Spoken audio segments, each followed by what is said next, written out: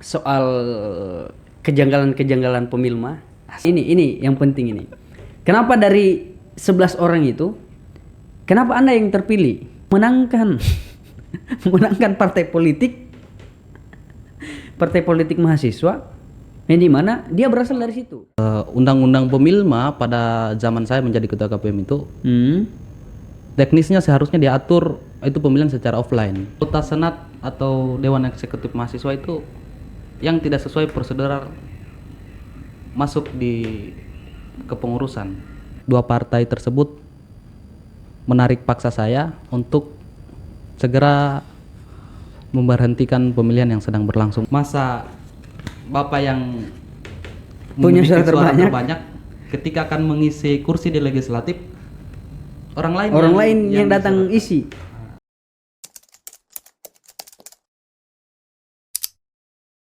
Oke teman-teman, malam ini tidak sabar kita akan berbincang seputar demokrasi secara khusus di Yayin Kendari. Dalam hal ini tiap tahun kita laksanakan pesta demokrasi pemilihan mahasiswa atau biasa ditahu secara umum pemilma. Nah, malam ini kita kedatangan ex Ketua Komisi Pemilihan Umum Mahasiswa periode 2000 berapa? 2022-2023. Oke, periode 2022-2023. Ketua Al-Izhar. Tidak ada yang tidak kenal beliau ini kalau di Yayin Kendari. Oke, sebelum jauh kita membahas atau mengupas soal kejanggalan-kejanggalan pemilma. Asik. Teman-teman yang baru bergabung dengan channel UKM Pers Yayin Kendari, kami ingin untuk di subscribe, di komen, di share agar teman-teman mendapatkan update-update terkini seputar Yayin Kendari secara khusus maupun di luar dari Yayin Kendari. Oke, langsung saja ini. Saya tidak sabar ini bertanya, sumpah. Pertanyaan saya yang pertama, Pak Ketua. Oh iya, ini juga sekaligus sekarang sebagai Ketua Komisariat Himpunan Mahasiswa Islam, Komisariat Ibnu Rus Fakultas Syariah. Oke.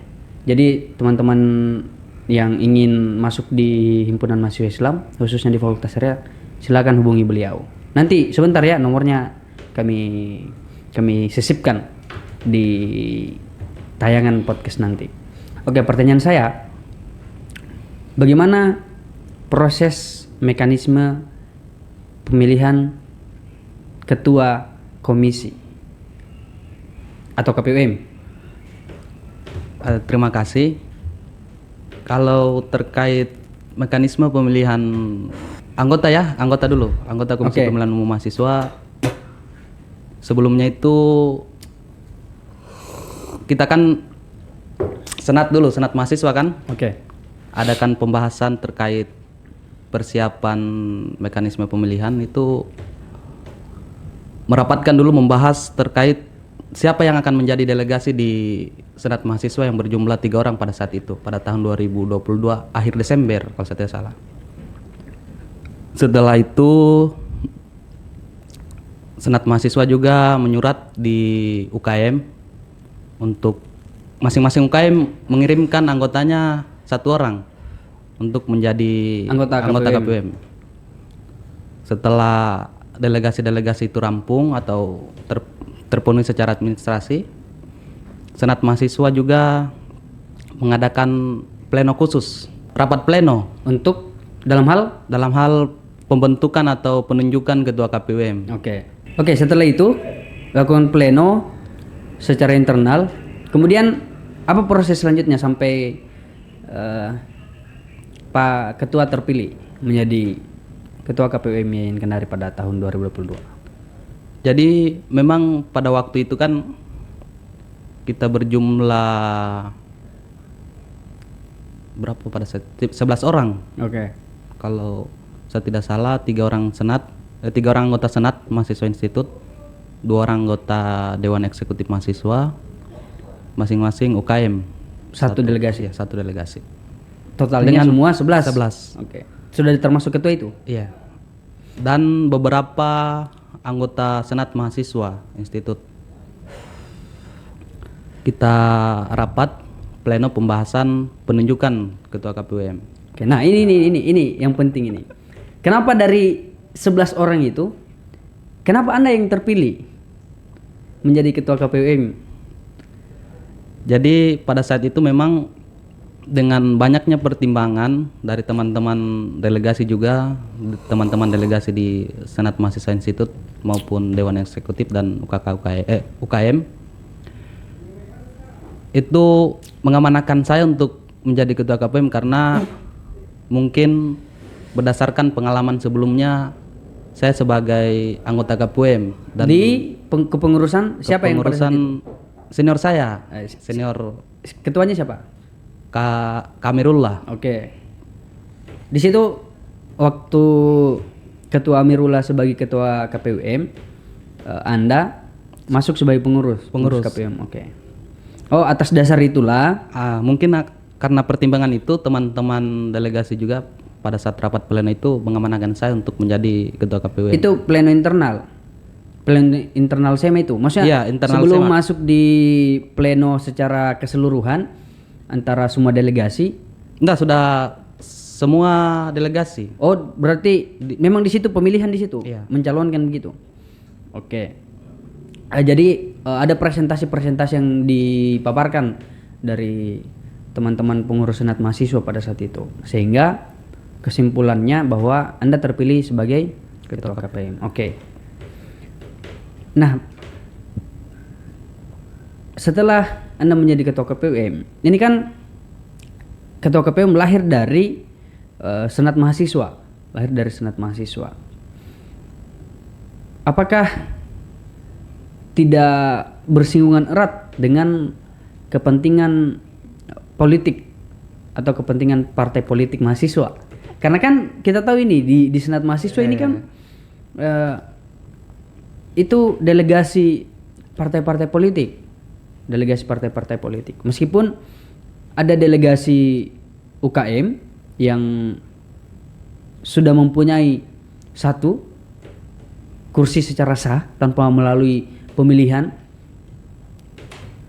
yang tidak melalui partai politik. Nah, ini yang menurut saya agak menggelitik untuk saya tanyakan, karena Anda kan sebagai ketua KPUM di periode itu. Apakah itu tidak bersinggungan erat dengan kepentingan partai politik? Kalau disinggung persoalan kepentingan partai politik, saya rasa juga teman-teman mahasiswa, mungkin mahasiswa Yayan terkhususnya, itu sudah bisa menebak atau membaca arah mulai dari siapa yang terpilih sebagai ketua KPUM. Oke. Karena mengingat, kembali lagi saya katakan bahwa delegasi-delegasi dan untuk menjadi anggota KPUM sebelum pleno ketua KPUM itu, yang pertama 3 orang dari anggota senat mahasiswa institut, dan seperti yang Bapak bilang sendiri bahwa setiap anggota senat mahasiswa institut itu merupakan keterwakilan mahasiswa yang dipilih dan ditunjuk, diamanahkan oleh partainya untuk mengisi kursi berdasarkan pemilihan umum. Begitu pula ketika 2 orang anggota dari Dewan Eksekutif Mahasiswa itu sendiri merupakan anggota dari partai politik yang melakukan Mengikuti konsentrasi pemilma. Oke. Kalau menurut Pak Ketua ini, apakah tidak sebaiknya kita pilih seorang ketua KPUM itu di luar dari pengurus senat? Kita buka pendaftaran secara umum misal, kemudian kita tracking melalui senat, tetap senat sebagai fasilitator pembentukan KPUM, tapi kita tracking mereka-mereka yang ingin mencalonkan diri sebagai penyelenggara pemilma. Karena kan agak riskan sebenarnya kalau penyelenggara itu toh dari rahim partai politik mahasiswa. Kenapa agak riskan? Karena jangan sampai ada kecenderungan toh ketua KPUM yang terpilih dari rahim partai politik mahasiswa itu memenangkan memenangkan partai politik mahasiswa yang dimana dia berasal dari situ. Oke, nah kenapa menjadi riskan Pak Ketua? Karena jangan sampai mereka yang terpilih sebagai ketua KPUM dari rahim partai politik mahasiswa itu akan bersinggungan erat dengan kepentingan partai politik mahasiswa itu dalam kontestasi pemilu. Jangan sampai karena ketua KPUM-nya ini dari partai politik mahasiswa, tiba-tiba ketua KPUM sudah tidak ini lagi tuh. Sudah tidak jujur lagi menyelenggarakan kegiatan tidak independen. Ya sudah tidak independen lah. Karena ingin memenangkan partai politik mahasiswa yang dimana dia berasal dari situ. Nah, saya mau tanya juga ini, apakah Pak Ketua waktu saat itu jadi komisioner KPUM, apakah Pak Ketua masuk dari partai politik mahasiswa menjadi anggota senat atau dari delegasi UKM? Kalau ditanya persoalan menjadi anggota senat mahasiswa institut pada saat itu, kalau untuk lewat kursi partai politik mahasiswa, seharusnya saya tidak bisa untuk menjadi anggota senat mahasiswa institut. Karena kan seperti yang saya bilang di awal, saya ini merupakan anggota KPUM di masa Kak Amirullah. Saya pada saat itu masuk lewat UKM Pers. Oke. Kan UKK UKM sudah memiliki 1 jatah kursi yang tidak bisa diganggu kan di senat institut. Oke, berarti Klop ketua masuk di kepengurusan senat itu sebagai delegasi dari UKM, dan kita tahu UKM itu adalah lembaga kaderisasi yang dimana tidak bersinggungan dengan partai politik mahasiswa. Oke. Nah, apa yang menjadi kendala selama ketua jadi komisioner KPUM di periode 2022-2023? Apakah mulai dari metode pemilihannya, kemudian mulai proses perhitungannya, atau apalah segala macam kendala-kendala yang Pak Ketua rasakan pada saat itu? Kalau persoalan kendala teknis dalam menyelenggarakan pemilihan pada saat itu mungkin agak panjang kalau saya ceritakan, karena saya terpilih sebagai ketua KPUM di akhir tahun 2022 di bulan Desember sekitaran tanggal 29, 30 atau 31 pada saat itu, saya sudah lupa di tanggal berapa. Oke. Karena keterlambatan tersebut agak sedikit panjang dinamika yang saya rasakan pada saat itu, yang saya dapatkan. Oke, dinamika seperti apa itu? Mulai dari bagaimana proses pencairan anggaran. Kan kita tahu sendiri bahwa pencairan anggaran tahun anggaran baru itu nanti cair ketika awal bulan 3. Itu yang menjadi kendala teknis pada saat saya menjadi ketua KPUM, dan saya pada saat itu tidak bisa langsung melakukan pleno tahapan jadwal pemilihan. Oke, karena mengingat saya terpilih kan bulan Desember, masuk bulan 1 dan bulan 2 sudah libur. Mahasiswa libur. Oke. Dan status mahasiswa kan kalau di undang-undang partai politik mahasiswa pada tahun 2022-2023 pada saat itu tidak bisa dia daftarkan partainya kalau anggota partainya ini bukan sebagai mahasiswa aktif. Dan seperti kita ketahui bahwa ketika mahasiswa belum membayar UKT di semester berjalan, otomatis dia tidak bisa dikategorikan sebagai mahasiswa aktif. Itu yang menjadi kendala panjang. Itu salah satunya itu, mulai dari penganggaran, kemudian teknis pendaftaran partai politik mahasiswa. Sama satu, penyusunan data pemilih tetap. Itu kan saya tunggu dulu setelah terbuka semester genap untuk ambil data DPT. Oke. Nah, pertanyaan saya selanjutnya, apakah dengan regulasi yang ada baik dari undang-undang partai politik mahasiswa maupun undang-undang pemilu itu sendiri sudah cukup menunjang kerja-kerja untuk KPUM menyelenggarakan pemilma. Misalnya dari metode pemilihan mungkin, kemudian pelanggaran-pelanggaran mungkin, apa yang akan dilakukan ketika KPU mendapatkan persoalan-persoalan seperti itu. Kalau ditanya persoalan regulasi, di zaman saya menjadi ketua KPUM pada saat itu agak rumit, karena kan pemilihan di zaman saya itu kan semi offline. Oke. Maksudnya semi offline ini seperti bagaimana? Untuk pemilihan tetap datang di TPS. Oke. Tapi untuk suaranya, teknis pemilihannya itu secara online. Maksudnya tidak pakai kertas suara ini? Tidak pakai kertas suara. Oh, berarti di bagaimana digantikan itu? Karena tidak pakai kertas suara, pakai aplikasi kah atau pakai Iya, apa? ditautkan di Siakat. Oh, berarti dia kayak dalam bentuk aplikasi secara khusus untuk pemilihan mahasiswa. Berarti dia tidak boleh, misal tidak bisa lakukan pemilihan misal kayak lagi di dalam kos atau lagi di rumah. Oh, memang dia harus tetap datang di tempat TPS untuk melakukan pemilihan. Yang jadi soal pada saat itu adalah undang-undang pemilma pada zaman saya menjadi ketua KPUM itu teknisnya seharusnya diatur itu pemilihan secara offline. Secara offline, full offline, pakai kertas suara hasil pemilihan dihitung di TPS lalu diplenokan di KPUM. Nah, itu yang menjadi soal pada saat saya menjadi ketua KPUM. Mungkin juga karena hal itu saya diamanahkan menjadi ketua KPUM karena di zaman sebelumnya juga seperti itu.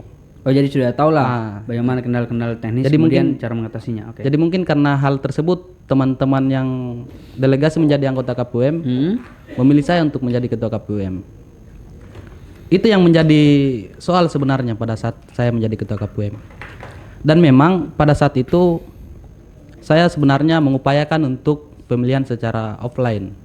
Full offline. Kalau dari Pak Ketua ini inginnya offline. Hanya juga birokrasi pada saat itu berat untuk melakukan pemilihan ketika saya akan melakukan pemilihan secara offline. Alasannya karena kata mereka ketika kita melakukan pemilihan pakai kertas suara ini teknisnya itu lebih akan sering ada kericuhan katanya mereka dari birokrasi. Untuk potensi chaosnya lebih besar kalau pemilihan offline. Jadi mereka sebenarnya juga mendesak saya untuk tetap melakukan pemilihan seperti sebelumnya semi offline. Jadi tidak memakai kertas suara supaya suaranya itu langsung terkumpul di Siakat. Tapi kalau keinginan teman-teman partai politik mahasiswa, inginnya itu metodenya dalam pemilihan itu apakah semi offline atau full offline? Kalau dari teman-teman peserta pemilma? Kalau dari teman-teman Parpolma sebenarnya pada saat itu juga menginginkan pemilihan secara offline. Hanya berat ketika saya melakukan presentasi di birokrasi karena kan pada saat itu belum cair saya punya anggaran. Ketika saya meminta dengan jumlah sekian karena saya presentasikan akan membutuhkan anggaran lebih. Untuk melaksanakan pemilihan secara offline, mereka tidak fasilitasi untuk berarti anggaran itu. Salah satunya kendalanya di anggaran sehingga batal atau tidak jadi dilakukan pemilihan secara offline. Tapi kalau menurut Pak Ketua ini lebih besar mana resikonya tingkat chaos terjadi saat pemilma offline atau semi offline kalau berdasarkan pengamatan Pak Ketua ini? Kalau persoalan chaos di pemilihan kan itu dinamika mahasiswa atau teman-teman mahasiswa. Apalagi setiap partai politik mahasiswa punya keinginan untuk menang. Saya rasa sama saja ketika pemilihan offline dengan online, semi offline itu dinamikanya sama saja. Nah, kan berdasarkan dari pemilih-pemilih yang sudah lewat, kami juga teman-teman di UKMPR, teman-teman objektif kan memantau secara mendalam setiap pelaksanaan proses pemilma dari tahun ke tahun. Kenapa dalam beberapa tahun terakhir saat diterapkannya pemilihan semi offline ini, kenapa tidak dilakukan pemilihan secara langsung di TPS? Sehingga itu kan memunculkan kekhawatiran ini dari teman-teman partai politik yang ikut berkontestasi dalam, oh jangan sampai ini tidak dihitung di TPS toh, jangan sampai ada penggelembungan suara, ada pengurangan suara. Nah, dan itu kan kadang yang menjadi pemicu toh. Waktu kemarin juga di masanya Pak Ketua itu, bahkan sebelum itu juga kan selalu desakannya harus perhitungan di TPS, harus perhitungan di TPS. Nah, kenapa itu? Kenapa tidak mau dilakukan perhitungan di TPS? Kalau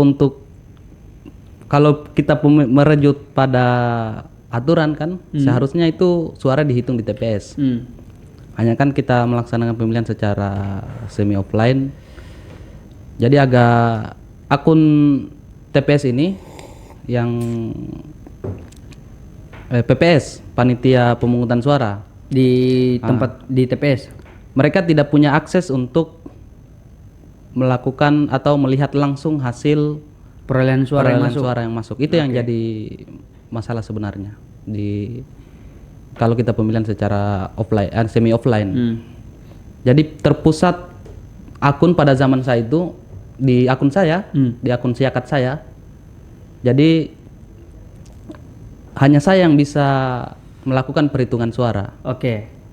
Sehingga tidak dilakukan perhitungan di tingkat TPS, tapi langsung melakukan perhitungan secara menyeluruh keseluruhan. Di KPUM, ya. Oke, secara keseluruhan di KPUM. Oke.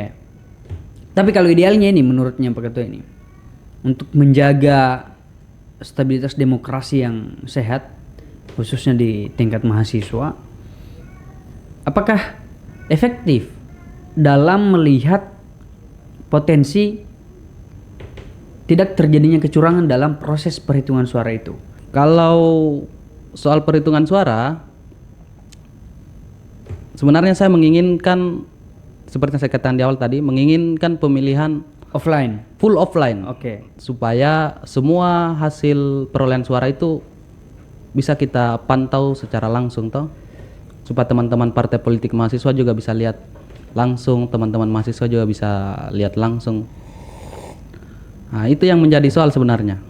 Karena kan kita tidak tahu, jangan sampai kan pemilihan ini dilakukan di web. Jangan sampai ada suara-suara gaib yang tiba-tiba masuk bertambah, dan itu agak susah untuk dilacak ketika ada hal yang seperti itu. Oke. Karena begini Pak Ketua, di zaman Ketua KPUM-nya Beni Putra Lamangga itu, kalau saya tidak salah, itu kan awal di situ pemilihan semi offline kan, itu kan ada justru secara teknis website ini kan sangat lemah, sangat rentan disusupi. Tuh bahasa kerennya tuh dihack, sehingga pada tahun itu di pemilma saat itu ada kecenderungan yang mengarah pada kecurangan penggelembungan suara yang menguntungkan salah satu partai politik mahasiswa. Tuh, dan itu kan maksudnya aktif kita diskusikan pada saat itu, sampai terkuak bahwa untuk masuk kan pakai pemilihan semi offline kan pakai NIM.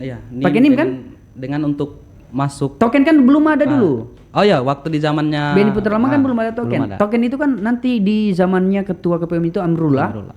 Dengan Anda, termasuk yang terakhir kemarin itu sama siapa ketuanya? Adriansa. Nah, tapi kan sebelum ada token itu, orang masuk untuk melakukan pemilihan di dalam website itu kan pakai NIM toh, dengan sandi NIM-nya. Nah, sementara pada saat itu terungkap bahwa ada yang masuk memilih sudah tidak bisa dia pilih. Artinya sudah dipilihkan. Dan itu kan secara masif dan terstruktur itu kerja-kerja seperti itu. Parahnya di website ini, yang penting kita sudah punya NIM-nya mahasiswa, ada sandi ajaib, toh? Ada sandi ajaib, yaitu angka 0. Ketika kita dapat NIM, kemudian kita masukkan sandi 0 itu, langsung kita bisa akses punya mahasiswa lain yang bukan punyanya kita. Nah, makanya dari situ baru ada token, baru pakai token. Nah, pertanyaan saya, apakah dengan sudah ada token ini sudah berhasil menjaga keamanan website agar tidak terjadi lagi hack menghack seperti di awal-awal diterapkannya metode pemilihan semi offline di masanya Beni Putra Lamangga? Kenapa saya tanyakan itu? Karena saya ingin juga minta pandangan dan saran dari Pak Ketua ini, apakah sebaiknya mana yang menurutnya Pak Ketua itu kita lakukan pemilihan offline, full offline, atau pemilihan semi offline? Itu mungkin. Soal pemilihan atau teknis pemilihan di zamannya Kamirullah dan saya, itu kan memang kita sudah pakai token sebagai alternatif untuk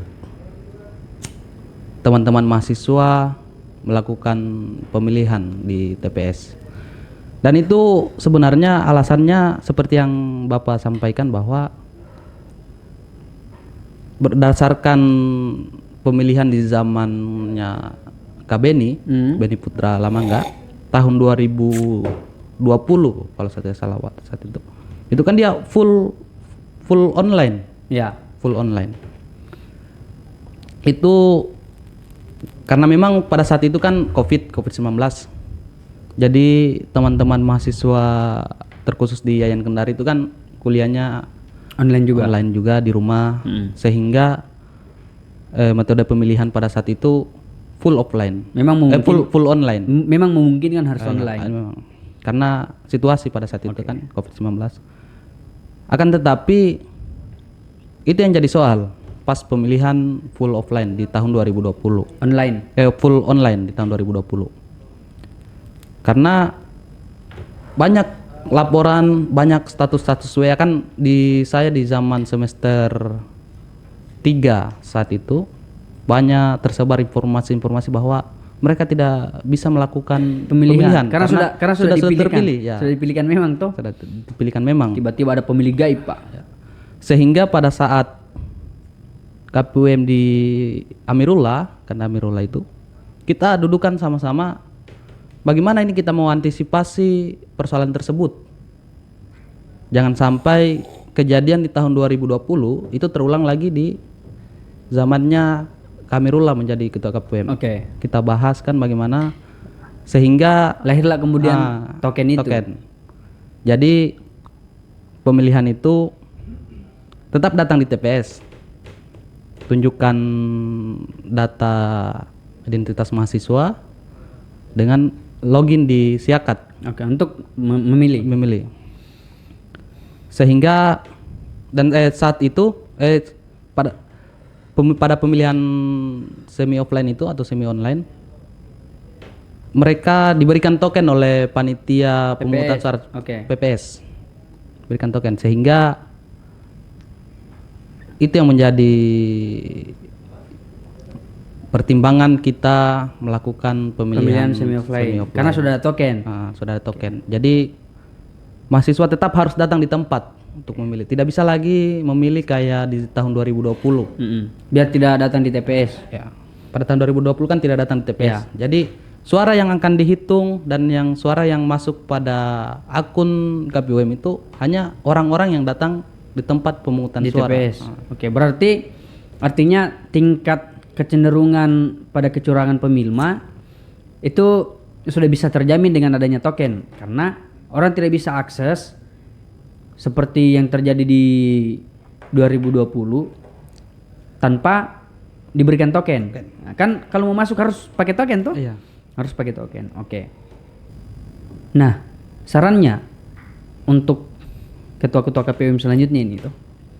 Ini kan kita edukasi juga sekaligus memberikan gambaran-gambaran konkret pengalaman-pengalaman yang ketua rasakan pada saat itu.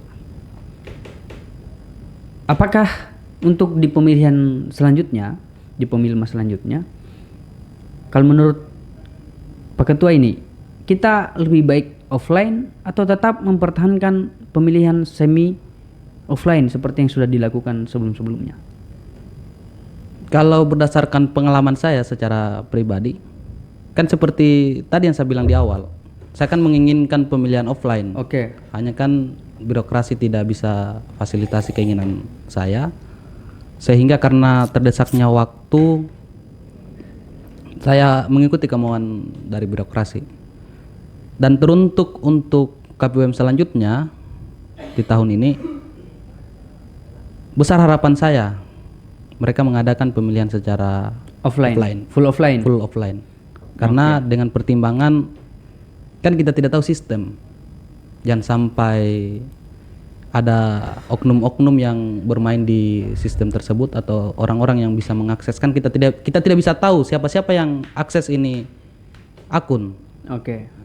sehingga Dan memang menurutnya Pak Ketua itu website pemilma itu masih rentan untuk dihack, masih sangat gampang untuk disusupi. iya masih gampang. Artinya untuk secara keamanan website itu masih sangat lemah. iya masih lemah karena 2 tahun di pengalaman Kamir dan saya itu ketika uji coba website masih ada teman-teman mahasiswa yang tidak bisa memilih, bahkan masih ada juga mahasiswa yang sudah dipilihkan. Artinya ada kendala-kendala teknis yang di situ. Bahkan persoalan jaringan juga termasuk menjadi hambatan ketika kita melakukan pemungutan suara. Sehingga untuk pemilihan selanjutnya itu idealnya harus Offline. Harus offline. Oke.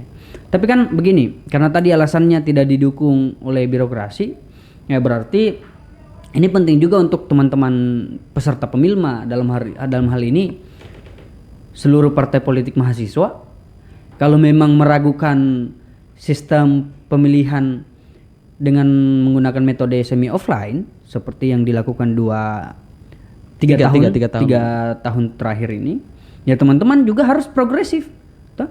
Artinya jangan salah sedikit KPUM lagi yang disalahkan, kenapa tidak lakukan pemilihan offline, padahal dari KPUM sendiri, misal di zamannya Pak Ketua Alizar ini menginginkan pemilihan secara offline, tapi karena pertama penganggaran terbatas dan kemudian tidak direstui oleh birokrasi untuk melakukan pemilihan offline, ya teman-teman soroti kepada birokrasi, jangan yang disoroti KPUM.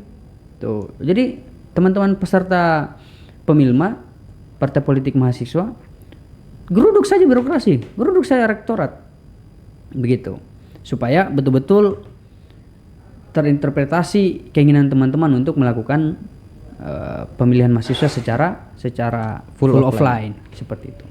Oke, mungkin selanjutnya Pak Ketua,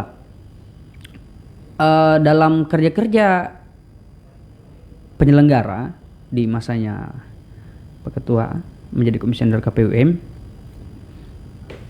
selain persoalan anggaran tadi, toh, kemudian soal kendala-kendala teknis di website, apalagi yang menjadi persoalan di lapangan yang Pak Ketua rasakan ini di luar dari itu? Apakah ada tekanan-tekanan, misal bahwa apakah ada chat-chat yang masuk menekan secara psikologis ataupun ancaman-ancaman yang cenderung untuk mengarah pada kekerasan fisik misal? Tuh. Bisa diceritakan mungkin pengalaman-pengalaman yang dirasakan pada saat itu? Mungkin saya bisa cerita di saat Kamirullah menjadi ketua KPUM. Oke. Di situ kan sudah mulai saya rasakan dinamika yang timbul di proses pemilihan. Pada saat itu kan sudah berlangsung atau sudah selesai pemilihan Senat mahasiswa. Tinggal perhitungan suara. Hanya kan tiba-tiba website tidak bisa diakses karena ada juga kita tidak tahu, jangan sampai ada permainan-permainan yang kita tidak tahu toh di balik itu. Terus selanjutnya pada saat hari H atau selesainya pemungutan suara, itu kan teman-teman partai politik mahasiswa khususnya mendesak kami untuk melakukan perhitungan suara sesegera mungkin. Oke. Akan tetapi karena sedikitnya anggota KPUM yang berjumlah 11 orang, kita drop juga untuk langsung melakukan perhitungan suara. Mana kita mau rekap dulu Hasil suara yang masuk, kita mau sesuaikan dulu dengan klop kah tidak dengan suara yang masuk di website dengan jumlah pemilih yang datang di TPS. datang di TPS. Itu memerlukan waktu yang sangat lama. Oke. Sehingga pada saat itu KPUM butuh waktu untuk beristirahat sejenak karena persiapan untuk diselenggarakannya pemilihan SEMA itu lumayan menguras energi kita karena keterbatasan anggota. Oke. Dan pada saat itu di zaman Kamirullah partai ribut dan saya salah satu anggota KPUM yang stay di kantor KPUM. Tidak bisa karena saya sudah tidak sanggup untuk menghandle setiap partai yang komplain Yang datang. Mereka ribut. Saya hampir jadi bulanan-bulanan partai lah istilahnya toh. Hampir.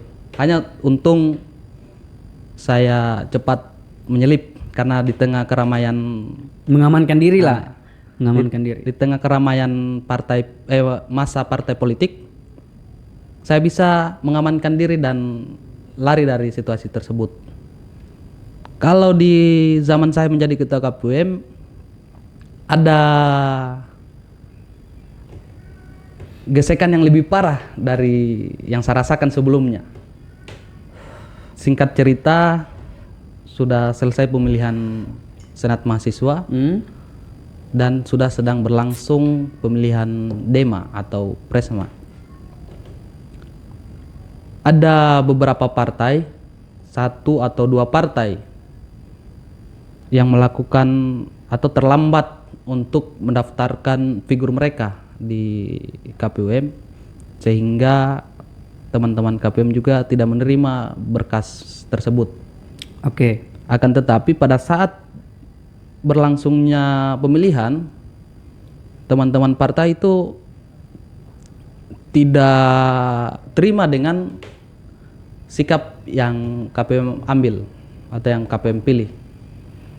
Sehingga terjadi gesekan. Terjadi dan dinamika gesekan. di Saat lapangan itu pada saat itu. saya kan sedang memantau hasil atau sedang memantau proses suara yang masuk Di setiap TPS. di setiap TPS. Saya sedang memantau dan tiba-tiba masa dari dua partai dua partai pada saat itu menggeruduk saya atau memaksa saya untuk sesegera mungkin membatalkan pemilihan. Proses pemilihan sedang berlangsung. Sedang berlangsung. Saya dari TIPD lantai 1 Oke. ditarik Ditarik paksa untuk menghentikan karena kan proses pemilihan. Oke. birokrasi tidak punya hak untuk memberhentikan proses pemilihan. Iya.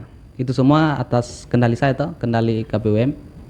Sehingga atas dasar itulah mungkin 2 partai tersebut menarik paksa saya untuk segera memberhentikan pemilihan yang sedang berlangsung. Mereka tarik dari depan TIPD, tarik sampai di depan rektorat. Di situ gesekannya lumayan ini kan.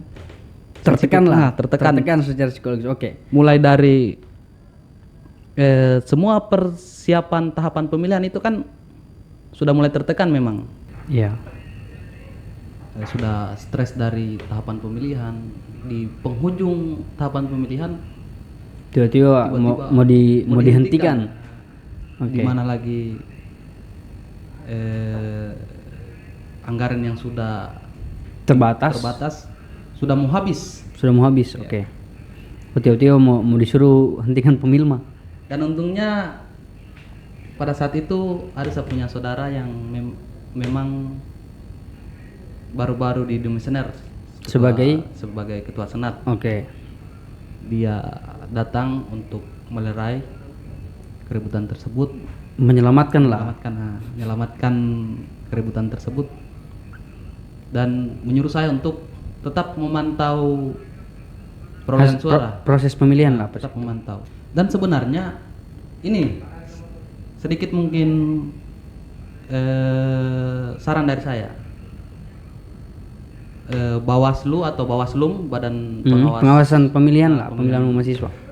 Seharusnya mereka yang berperan aktif ketika ada komplain-komplain Atau ada dugaan-dugaan pelanggaran yang disuarakan oleh peserta pemilma atau partai-partai politik, harusnya mengadunya ke Bawaslu.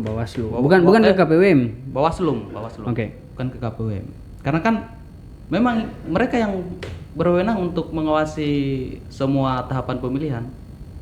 Tapi yang saya herankan pada saat itu, kenapa teman-teman partai ini komplainnya di KPUM? Bukan di Bawaslu. Oke. Nah, karena tadi disinggung soal pengawasan yang tidak maksimal dilakukan oleh Bawaslu. Apa sebenarnya kalau menurut Pak Ketua ini, apa yang menjadi persoalan sehingga pengawasan dari Bawaslu itu tidak full atau tidak begitu aktif dalam melihat dinamika dan konstelasi yang terjadi selama pemilihan mahasiswa? Artinya apa? Bahwa selalu lari-larinya teman-teman partai politik di KPUM. Padahal ada lembaga yang menaungi keluhan-keluhan itu. Nah, sebenarnya apa yang menjadi persoalan di situ? Kenapa justru pengawasan dari Bawaslu itu tidak efektif dan akhirnya teman-teman partai politik larinya ke KPUM? Kalau saya yang di ini berdasarkan kejadian saya sebagai ketua KPUM, salah satunya sebenarnya karena tidak difasilitasnya anggaran untuk Bawaslu. Oh, artinya tidak diberikan porsi anggaran tersendiri. Iya. Jadi yang memang diberikan anggaran itu hanya KPUM. Bawaslu ini murni mereka setelah dibentuk kerja ikhlas tanpa Ada penganggaran tersendiri lah. Itu mungkin kalau saya salah satu penyebab. Dan yang kedua, berdasarkan pengalaman saya, karena itu ketika sudah dibentuk Bawaslu, mereka tidak inisiatif untuk membuat posko pengaduan kecurangan pemilihan. Oke, supaya kalau ada keluhan-keluhan datangnya di Bawaslu. Atau mungkin sepertinya untuk di pemilihan mahasiswa tahun ini, sepertinya dengan keberadaan Bawaslu yang tidak terlalu efektif, harusnya muncul dari gerakan-gerakan teman-teman mahasiswa untuk membentuk satu lembaga independen pemantau pemilihan mahasiswa. Kenapa? Karena saya anggap kalau itu dibentuk, artinya kan tidak ada pendanaan, dan secara mandiri, independen, betul-betul bergerak untuk menjaga dan mengawasi proses demokrasi kita, pesta demokrasi kita itu berjalan sesuai dengan kehendak teman-teman mahasiswa. Jangan sampai kayak yang semalam kita nawarkan di UKM Pers, pesta oligarki di pemilu tahun 2024 kemarin, bahwa sedemikian rupa namanya pesta, segala macam sudah disiapkan, dan itu dirasakan hanya pada mereka-mereka yang menjadi elit-elit di partai politik.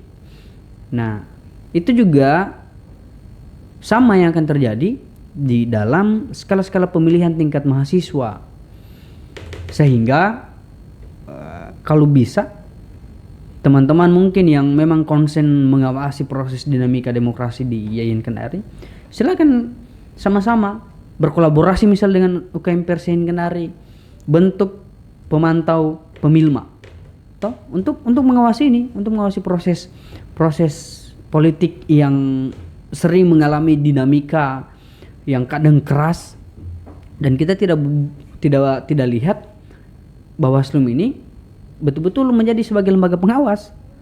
Tuh. Nah, selanjutnya Pak Ketua, di dalam setiap pemilihan semenjak saya masuk di Yayan Kendari, representasi pemilih yang datang ke TPS bahkan tidak cukup setengahnya DPT aktif. Tuh.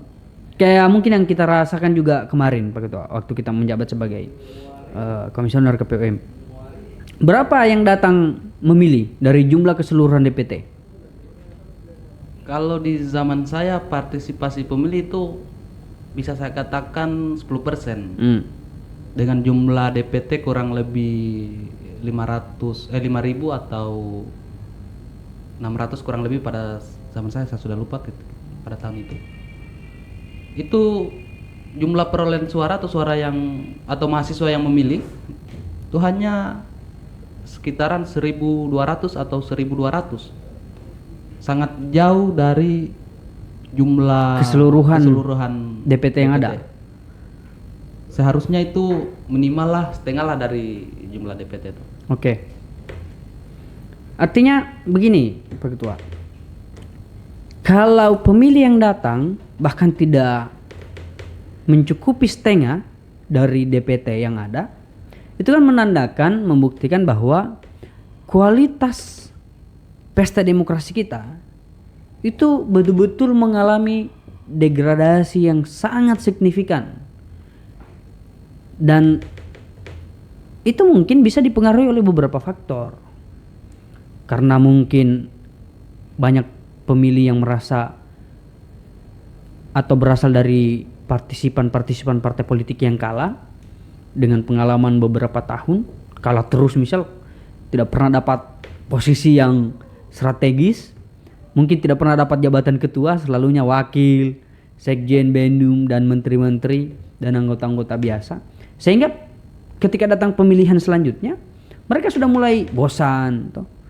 Padahal kita ingin menghidupkan nuansa demokrasi yang betul-betul penuh dengan pertengkaran argumentasi, bukan dengan tendensi-tendensi begitu. Nah, apa yang Pak Ketua sarankan untuk KPUM selanjutnya dalam melakukan mobilisasi dan konsolidasi, memanggil para pemilih dari DPT yang ada, ya betul-betul mereka datang memilih. Artinya begini Pak Ketua, kalau DPT misal 5.000, yang datang memilih cuma 400, bahkan tidak cukup 1.000, ya kita ragukan mereka-mereka yang terpilih sebagai ketua karena tidak terlegitimasi, tidak dapat legitimasi yang full dari teman-teman mahasiswa, dari keseluruhan DPT yang ada. Karena yang datang memilih cuma 1.000 misal dari 5.000 DPT yang ada. Itu kan artinya ada krisis kepercayaan di situ. Nah, sehingga mungkin ada saran-saran yang Pak Ketua bisa berikan untuk dilaksanakan oleh KPUM selanjutnya.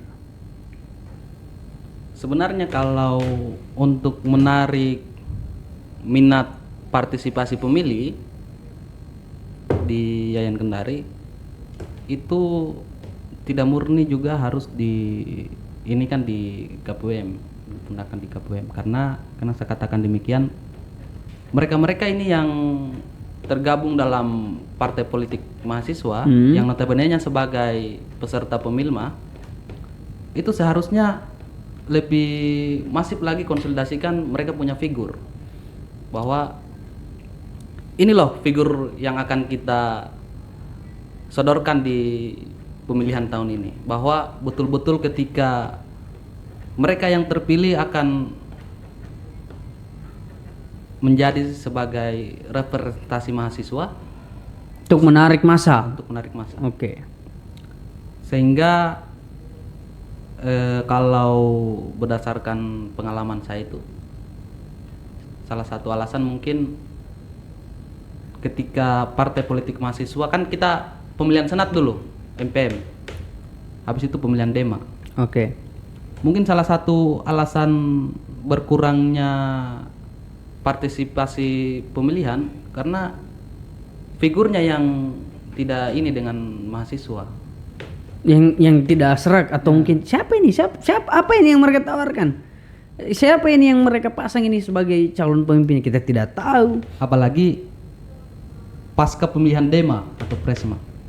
Itu suara yang masuk tidak sampai 1.000. Bahkan menurun Menurun drastis. dari pemilihan legislatif kemudian masuk pemilihan eksekutif, justru bukan tambah meningkat tapi tambah menurun. Nah, oke, berarti menurutnya Pak Ketua ini bahwa tidak bisa disalahkan sepenuhnya KPUM untuk menarik partisipasi pemilih itu agar datang ke TPS. Tapi justru yang harus memasifkan konsolidasi itu adalah partai-partai politik.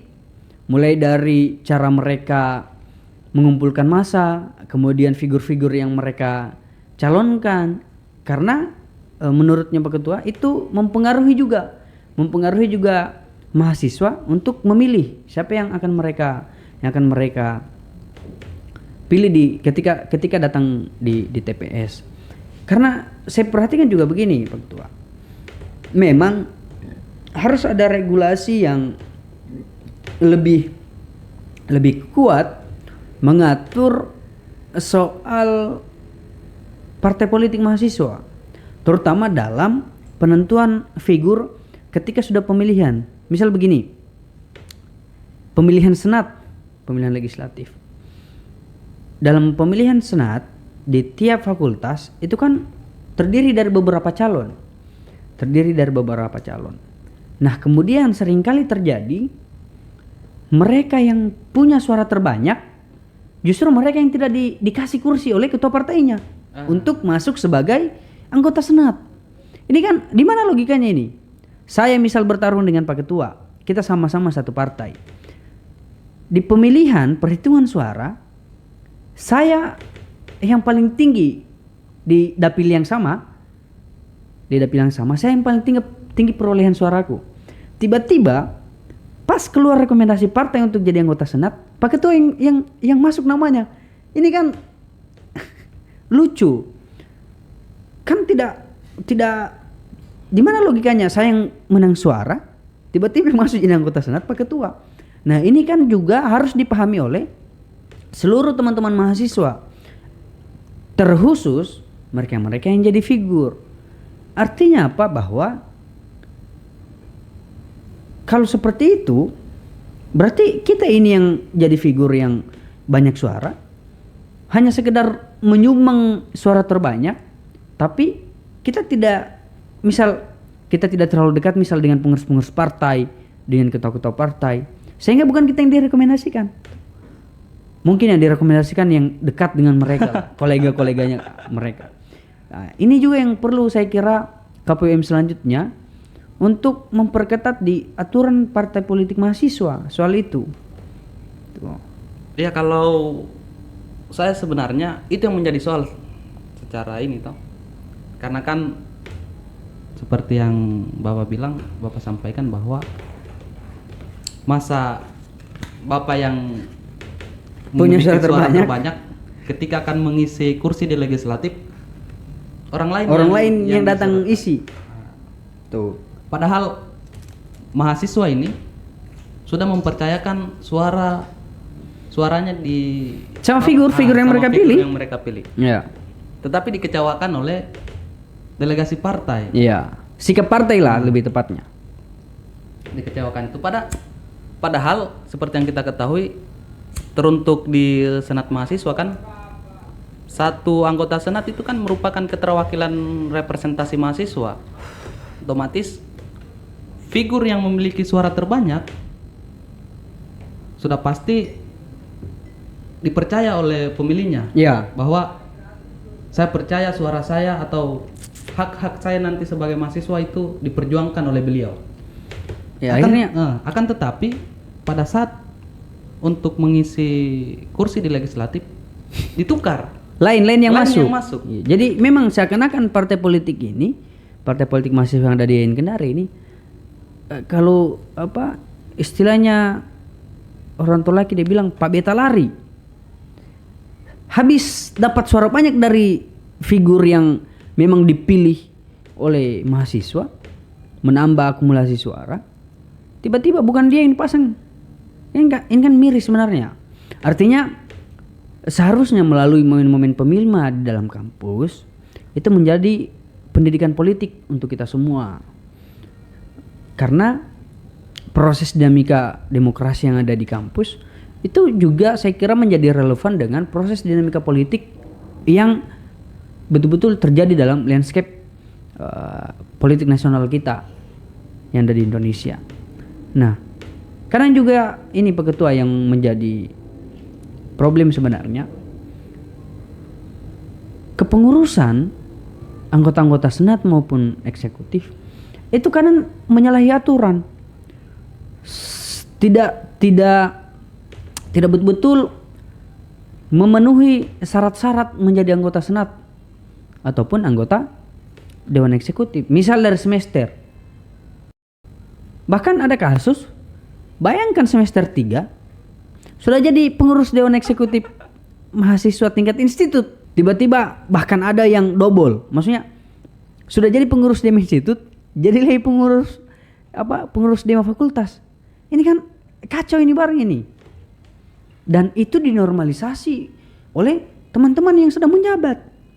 Tuh, artinya memang proses demokrasi kita harus kita perbaiki secara pelan-pelan. Sehingga penting tadi, misal kita buat satu lembaga independen pemantau pemilma yang betul-betul mengawasi jalannya pesta demokrasi ini. Karena jangan sampai kejadian-kejadian yang sering terjadi terulang lagi di pemilma-pemilma yang akan berlanjut. Nah, kemudian saya ingin juga menanyakan, etiskah seorang mantan penyelenggara tiba-tiba di pemilihan selanjutnya terlibat dalam diskusi lingkaran partai politik mahasiswa? Bagaimana menurutnya Pak Ketua itu? Misal Pak Ketua kan pernah jadi ketua KPUM, mungkin setelah menjabat ketua KPUM dilirik sana sini oleh semua partai politik mahasiswa, kemudian ada yang coba masuk, merayu, menggoda untuk ayo gabung ke dalam timnya kita, gabung ke dalam tim partai politik kita, bagikan pengalaman-pengalaman apa yang bisa kita kerjakan, hal-hal apa yang bisa kita ulik, apa yang bisa menjadi senjata kita. Itu kalau dalam pandangannya Pak Ketua ini yang pernah jadi penyelenggara, etiskah itu atau tidak? Sebelum kita masuk di pertanyaan ini Bapak tadi, saya masih terfokus di soal anggota senat atau dewan eksekutif mahasiswa itu yang tidak sesuai prosedural masuk di kepengurusan. Kembali lagi di delegasi partai tersebut, kayak sama halnya tadi yang kita katakan di awal kan, Bapak yang dijadikan figur oleh partai pada saat untuk mengisi kursi di legislatif atau kepengurusan, orang lain yang disodor yang bahkan tidak memenuhi persyaratan yang semestinya diatur di Undang-Undang Pemilma maupun di dalam KBM. Sama banyaknya juga anggota kepengurusan dewan eksekutif misal merangkap jabatan di lembaga lain yang terkhusus di Kendari, kayak sedang menjadi anggota pengurus di dewan eksekutif mahasiswa institut, ternyata dia juga menjadi anggota pengurus di dewan eksekutif fakultas. Di HMPS juga ada, bahkan merangkap semua ini. Maburako istilahnya nih partainya toh. Tidak ada orang lain yang mereka akan sodorkan. Berarti ada kemandulan kaderisasi dalam partai tersebut. Kalau masalah pertanyaan etiskah kalau mantan seorang ketua KPUM ikut penyelenggara lah, mantan seorang penyelenggara terlibat dalam diskusi-diskusi pemenangan salah satu partai politik mahasiswa. Tapi sebenarnya tidak jadi soal sih, karena saya kan bukan lagi sebagai atau aktif sebagai Penyelenggara. Tidak jadi soal kalau dipanggil atau terlibat dalam diskusi-diskusi pemenangan salah satu partai politik mahasiswa di IAIN Kendari. Oke. Sekarang saya balik lagi pertanyaannya. Kalau kemudian yang pernah menjadi figur bahkan secara terang dan aktif terlibat dalam partai politik mahasiswa kemudian dicalonkan sebagai ketua KPUM, etis atau tidak itu? Untuk di negara kita, untuk menjadi penyelenggara pemilihan itu bukan sebagai statusnya, tidak lagi sebagai kader partai selama 5 tahun. Oke. Artinya ada jenjangnya. Ada jenjang. Bisa menjadi penyelenggara, tapi harus ada masa jeda ketika pernah menjadi pengurus partai politik mahasiswa atau bahkan dicalonkan sebagai figur dari partai politik mahasiswa. Oke. Harapannya untuk di pemilma selanjutnya nanti. Kalau harapan di pemilihan selanjutnya, tentu saya berharap sangat dinamika pemilihan yang ada di IAIN Kendari itu lebih baik lagi, atau dinamika yang lebih sehat, lebih fokus kepada strategi-strategi kemenangan atau Memberikan pendidikan politik. Memberikan pendidikan politik, edukasi politik kepada mahasiswa di IAIN Kendari khususnya. Artinya bahwa dinamika pesta demokrasi kita, atmosfer pertengkaran idenya harusnya lebih kuat lagi. Bukan lagi soal-soal teknis mungkin. Tapi kan lagi-lagi khawatirnya teman-teman partai ini selalu dari tahun ke tahun kasus-kasus yang selalu terjadi itu kadang penyelenggara dicurigai tidak independen dan cenderung pada pemenangan salah satu partai politik mahasiswa yang ada. Nah, sehingga penting lagi teman-teman untuk kita semua mengawal pesta demokrasi ini dengan betul-betul mengontrol segala aktivitas baik penyelenggara maupun partai politik mahasiswa juga. Dan mungkin tadi seperti yang saya sampaikan harus ada satu lembaga independen yaitu pemantau pemilma untuk memastikan jalannya proses demokrasi yang baik, yang jujur dan betul-betul mewakili kepentingan seluruh mahasiswa. Jangan sampai bukan pesta demokrasi, jangan sampai pesta oligarki begitu.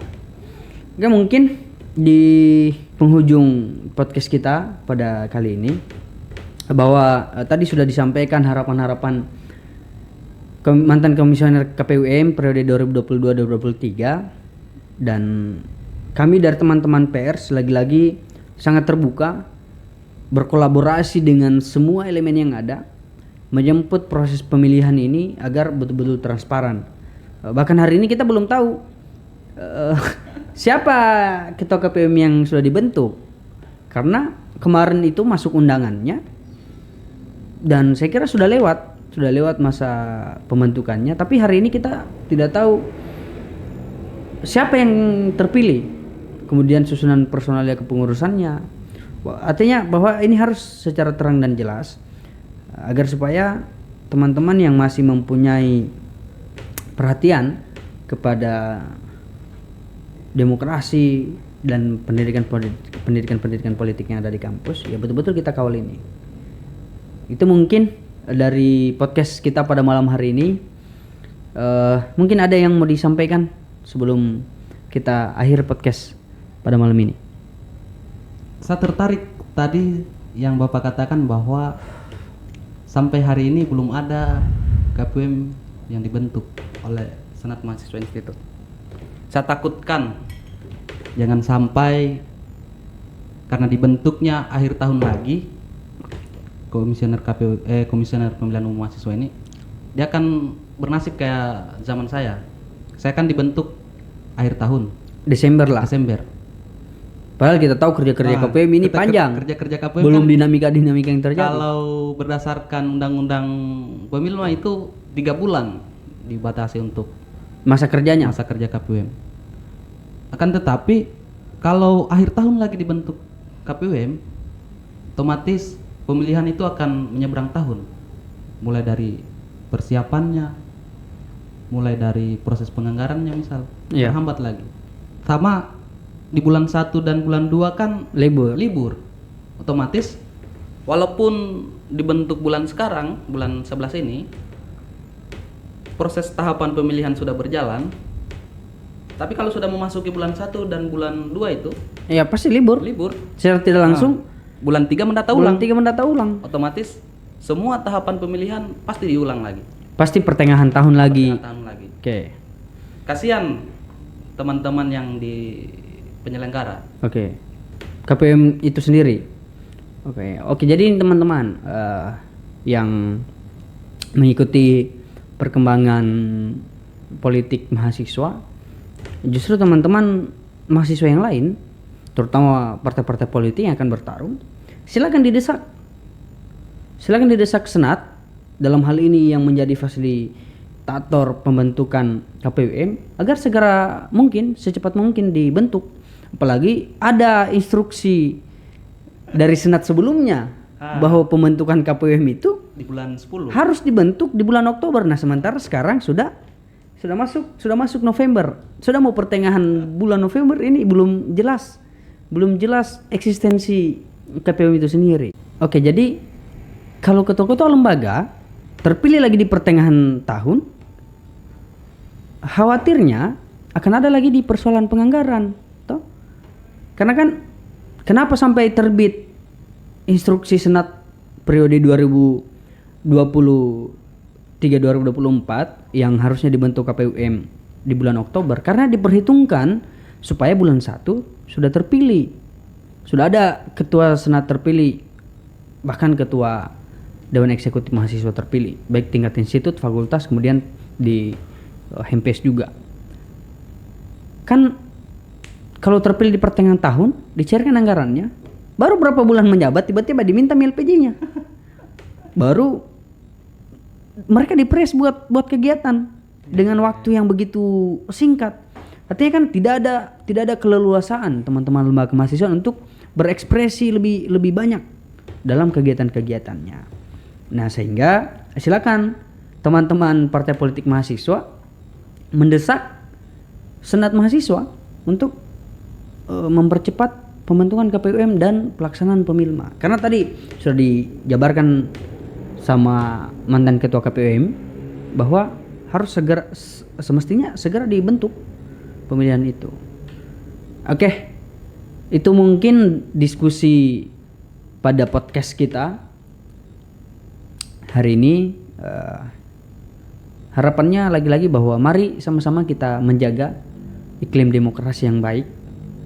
Mari kita sama-sama melihat lebih jujur proses pemilihan kita agar betul-betul terjadi atmosfer dinamika intelektual dalam pesta demokrasi dan di tingkat lembaga kemahasiswaan kita.